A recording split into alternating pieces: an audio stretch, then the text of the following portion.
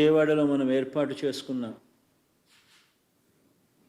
అంబేద్కర్ గారి మహాశిల్పం మన రాష్ట్రానికే కాదు దేశానికి కూడా ఇది తలమానికం. ఇది స్టాచ్యూ ఆఫ్ సోషల్ జస్టిస్, ఇది సామాజిక న్యాయ మహాశిల్పం.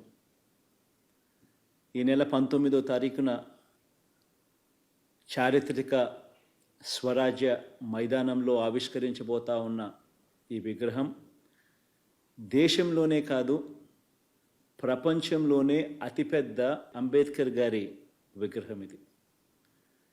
ఇది 81 అడుగుల వేదిక మీద ఏర్పాటు చేసిన 125 అడుగుల మహాశిల్పం.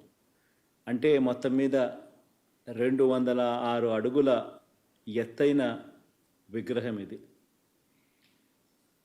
ఆ మహానుభావుడి ఆకాశమంతటి వ్యక్తిత్వం ఈ దేశ సామాజిక, ఆర్థిక, రాజకీయ, మహిళా చరిత్రలన్నీ కూడా మార్చేలా దాదాపు 100 సంవత్సరాల క్రితమే ఆయన వ్యక్తం చేసిన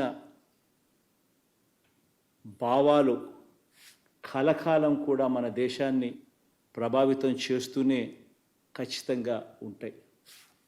బాధ్యతతో ఆయన భావాల మీద అచంచల విశ్వాసంతో వాటిని మన నవరత్నాల్లో అనుసరిస్తూ ఉన్న ప్రభుత్వంగా ఏర్పాటు చేసిన ఈ విగ్రహ ఆవిష్కరణ సందర్భంగా 19వ తారీఖున అందరూ కూడా తరలి రావాలని కోరుతా ఉన్నాను.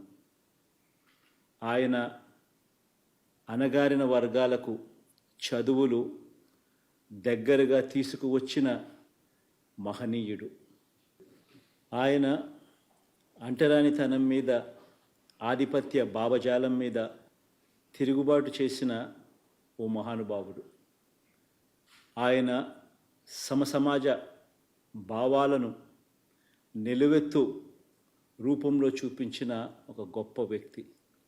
ఆయన రాజ్యాంగం ద్వారా, రాజ్యాంగ హక్కుల ద్వారా నిరంతరం మనల్ని కాపాడే ఓ మహాశక్తి.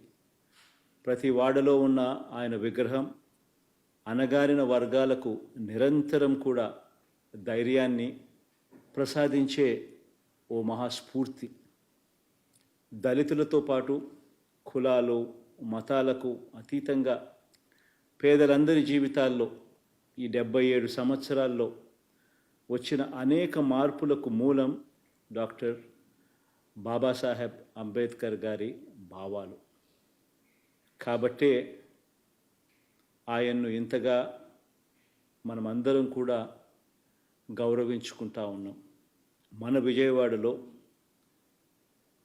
ఆవిష్కరిస్తూ ఉన్న ఈ మహాశిల్పం మన రాష్ట్ర చరిత్రలో సువర్ణాక్షరాలతో నిలిచిపోవడానికి మాత్రమే కాకుండా చరిత్రను తిరగరాసేలా 100 సంవత్సరాల పాటు స్ఫూర్తిని కూడా విగ్రహం ఇస్తూ పోతూ ఉంటుంది.